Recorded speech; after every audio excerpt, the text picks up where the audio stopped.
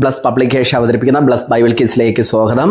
ജനുവരി 1 മുതൽ തുടങ്ങുന്ന mega Bible കിസിലേക്ക് നിങ്ങൾ മറ്റുള്ളവരെ ക്ഷണിക്കണം. കേരളത്തെ ഇന്ന് വരെ മലയാളക്കരയിൽ നടന്ന ഏറ്റവും വലിയ ബൈബിൾ കിസ് മാമാങ്കമാണ് അടുത്ത ഒരു വർഷം നടക്കുന്നത്. ഉൽപ്പത്തി 1 മുതലാണ് സ്റ്റാർട്ട് ചെയ്യുന്നത്.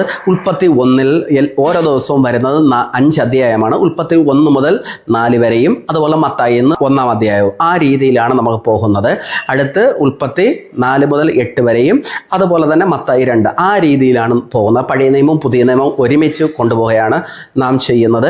അതുപോലെ തന്നെ സമ്മാനമായി വരുന്നത് ഒന്നാം സമ്മാനം 50,000 രൂപ, രണ്ടാം സമ്മാനം 25,000 രൂപ, മൂന്നാം സമ്മാനം 15,000 രൂപ, നാലാം സമ്മാനം 10,000 രൂപ, മറ്റ് നിരവധി സമ്മാനങ്ങളും അതുപോലെ തന്നെ 600ഓളം ബൈബിളുകൾ, 1500 വാക്യ ബോർഡുകൾ, 60ഓളം സ്റ്റഡി ബൈബിളുകൾ, ഇത്രയും സമ്മാനം കൊടുക്കുന്ന ഏറ്റവും വലിയ ബൈബിൾ കിസിലേക്കാണ് നാം എത്തി നിൽക്കുന്നത്.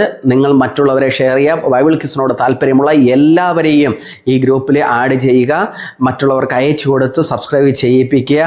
ഓക്കെ. അതുപോലെ തന്നെ ഇന്നത്തെ ചോദ്യത്തിലേക്ക് കിടക്കുന്നു. ഇന്ന് 37ാമത്തെ ദിവസം. റോമറിൽ നിന്നാണ് ചോദിക്കുന്നത്. നാം വിശ്വസിച്ച സമയത്തേക്കാൾ ഇപ്പോൾ നമുക്ക് അടുത്തിരിക്കുന്നത് എന്ത്? ചോദ്യം ഒരിക്കൽ കൂടെ. നാം വിശ്വസിച്ച സമയത്തേക്കാൾ ഇപ്പോൾ നമുക്ക് അടുത്തിരിക്കുന്നത് എന്ത്?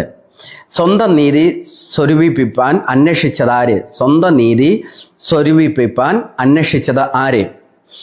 മൂന്നാമത്തെ ചോദ്യം, നാം ശപിക്കാതെ അനുഗ്രഹിക്കേണ്ടത് ആരെയാണ്? നാലാമത്തെ ചോദ്യം, സസ്യാദികളെ തിന്നുന്നവൻ ആര്? നാലാമത്തെ ചോദ്യം, സസ്യാദികളെ തിന്നുന്നവൻ ആര്? അഞ്ചാമത്തെ ചോദ്യം, ആരിലാണ് ദൈവത്തിൻ്റെ ഖണ്ഡിതം?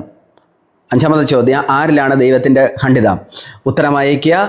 ആദ്യം അയക്കുന്നവർക്ക് ബൈബിളും അത് കഴിഞ്ഞ് ഉത്തരം അയക്കുന്നവർക്ക് വാക്യ ബോർഡുമാണ് സമ്മാനമായി ലഭിക്കുന്നത്. നിങ്ങൾ ഉത്തരം അയക്കുക. Okay, God bless you.